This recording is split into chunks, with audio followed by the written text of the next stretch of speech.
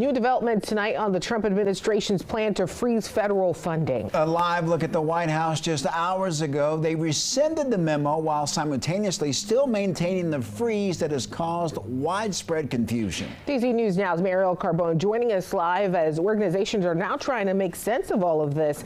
Good evening, Mariel. Annalisa and Mark, this back and forth today really just adding to that confusion we've been hearing about over the last 48 hours. Now, one organization I spoke to today here locally tells me that this continued chaos and uncertainty just isn't sustainable.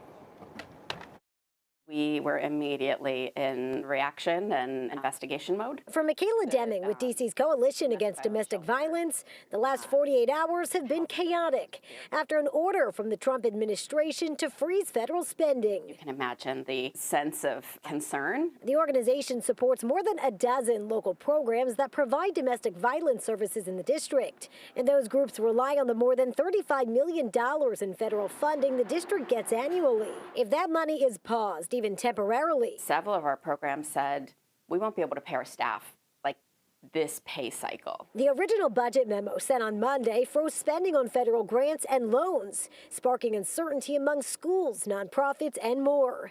But Tuesday afternoon, after legal challenges, a judge temporarily halted it from taking effect. And by Wednesday afternoon, the memo was rescinded, followed by White House Press Secretary Caroline Leavitt posting on X, "This is not a rescission of the federal funding freeze. It's simply a rescission of the OMB memo. The president's executive orders on federal funding remain in full force and effect and will be rigorously implemented.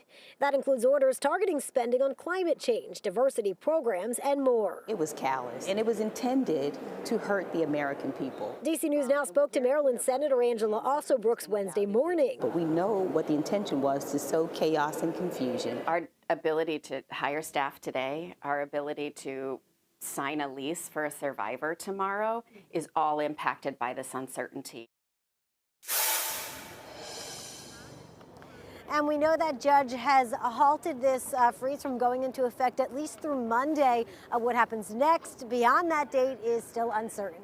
Reporting live downtown, I'm Mariel Carbone, DC News Now.